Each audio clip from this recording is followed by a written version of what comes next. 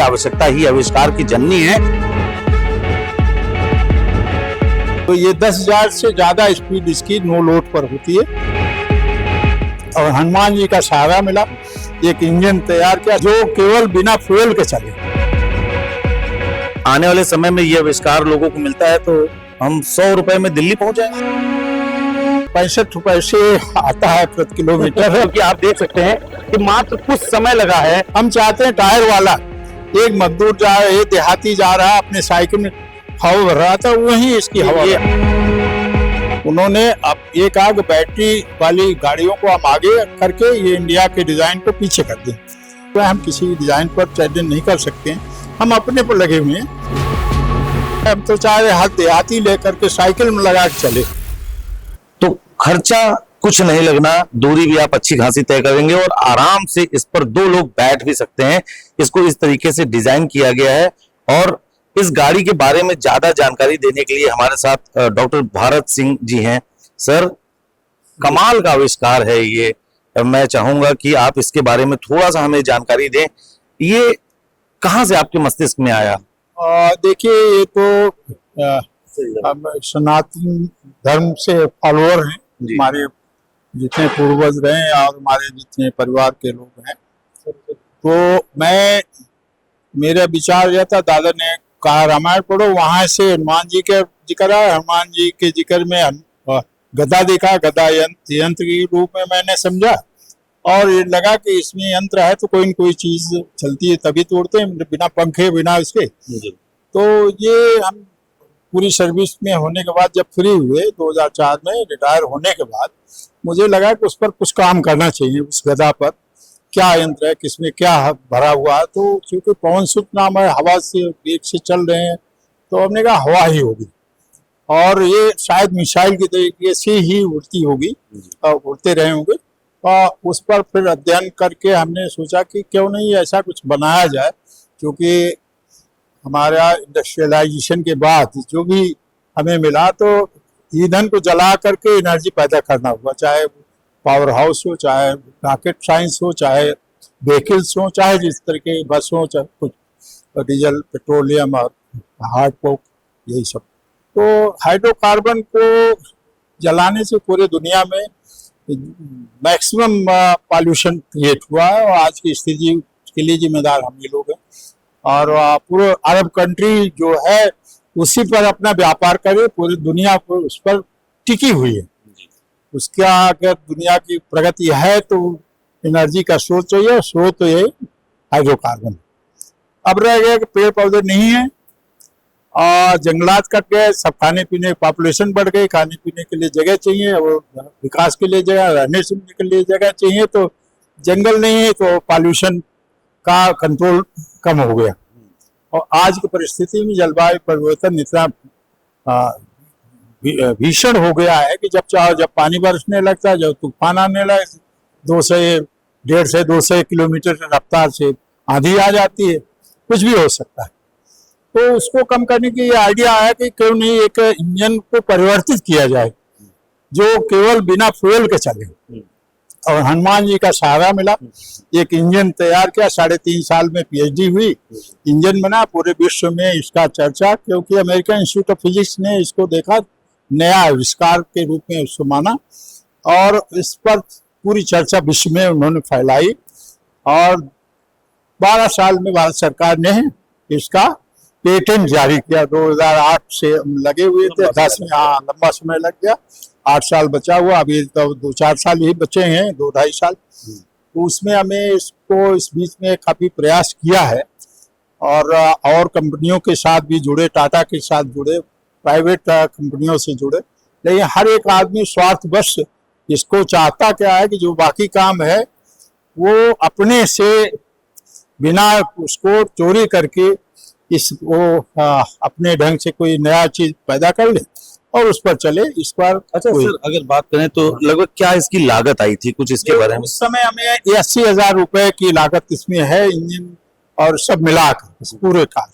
और इंजन पर 40-45 हजार का इंजन था, बाकी जो 10-20 हजार का मिलता था।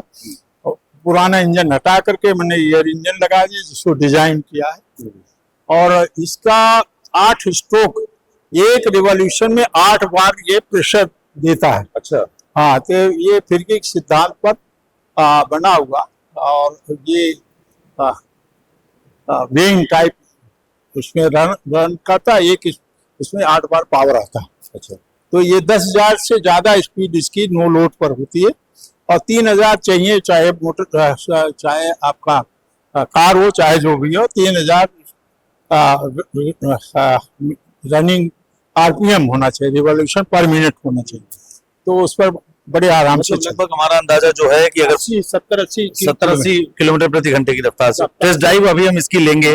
अच्छा सर, ये मान के चलिए कि अगर आने वाले समय में ये आविष्कार लोगों को मिलता है तो हम 100 रुपए में दिल्ली पहुंच जाएंगे। हाँ बिल्कुल, 65 रुपए से आता है प्रति किलोमीटर, और आप सोचिए 500 किलोमीटर है तो हाँ बिल्कुल। सर, आपके इस इन्वेंशन से पेट्रोलियम कंपनियों में नाराजगी, विदेशों में भी तो नाराजगी हो सकती है। आज हम इसको, चूंकि इसको टाटा और फ्रांस इन सब ने लगे थे एयर इंजन बनाने में कार के लिए, तो उनको कठिनाई आई, लेकिन अमेरिका ने इसको कहा कि उनसे बेहतर डिजाइन है और ये उपयोग में आ सकती है।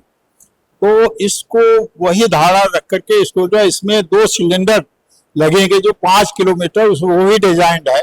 इसका खर्चा हमें अभी इनिशियल स्टेज में करीब 2-3 लाख रुपए आएगा। इसमें 3-3.5 लाख रुपए हमारा लग चुका है, पेटेंट से लेकर सारी चीजें। तो क्योंकि इनिशियल डिजाइन करना है, उसको वर्किंग में लाने का पैसा लगता है, तो एक इंडिविजुअल रिसर्चर तो नहीं कर सकता बिना किसी सहयोग के। फाइनेंशियल के लिए हमने कंपनियों को कांटेक्ट किया, लेकिन कंपनी अपना ओन करना चाहती, वो कहती टेक्नोलॉजी भेज दी, आप फिर हो जाएगी।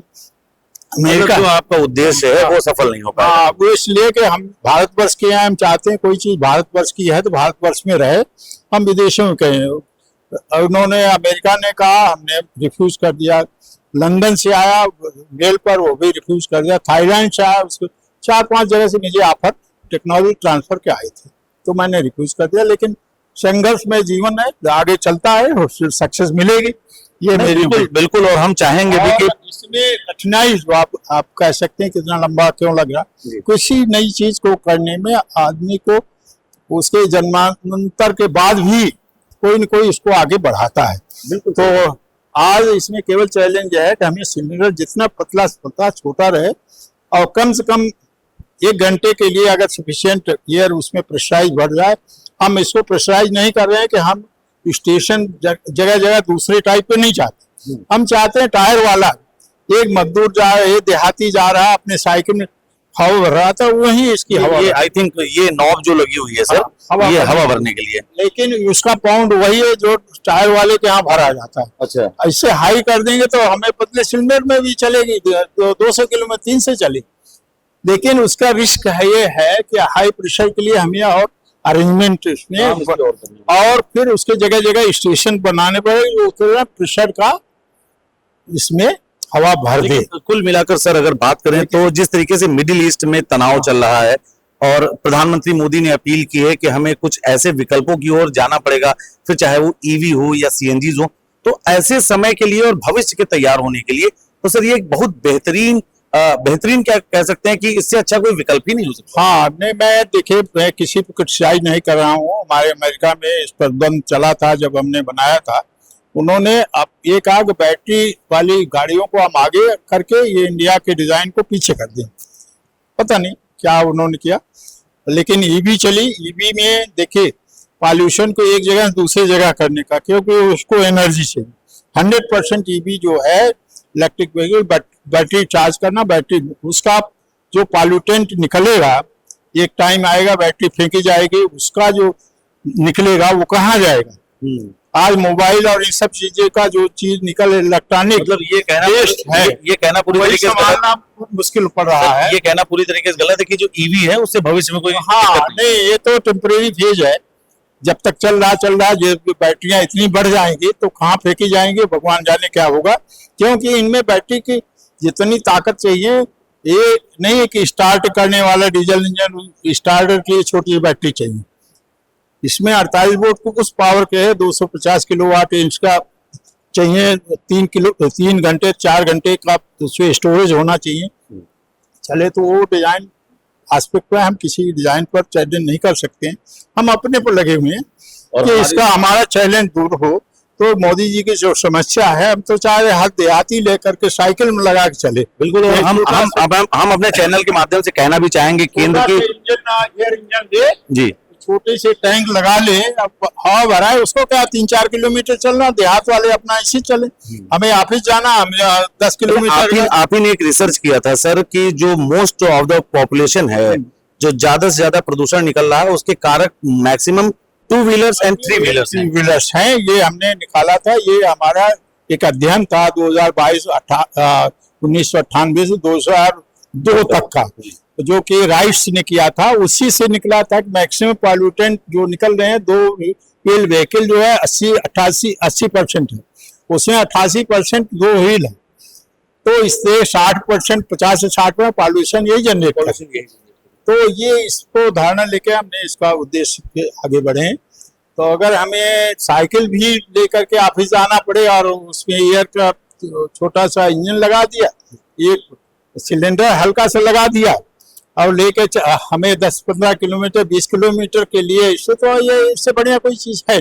हम बड़ी की बात क्यों करें, पहले तो इसी पर रहें और इससे हमारे ये इस टाइप की समस्याएं काफी कुछ खत्म हो जाएंगी। बिल्कुल, और हम चाहते भी हैं, केंद्र की मोदी सरकार से निवेदन भी करना चाहेंगे कि ये भारत के लिए तो गर्व का विषय है ही है कि ऐसे आविष्कार भारत में हो रहे हैं, तो कहीं ना कहीं ये एक बेहतर विकल्प हो सकता है। विकल्प नहीं, हम ये कह सकते हैं कि इस तरीके के आविष्कार, क्योंकि कहा भी जाता है कि आवश्यकता ही आविष्कार की जननी है, तो अब वो आवश्यकता है कि जब हमें पूरी तरीके से ऐसे क्रांतिकारी आविष्कारों की तरफ बढ़ना होगा जो हमारे भारत के भविष्य को सुरक्षित कर सकें और इसके साथ ही हमारी आम जरूरतों का पूरी तरीके से ध्यान रखा जाए।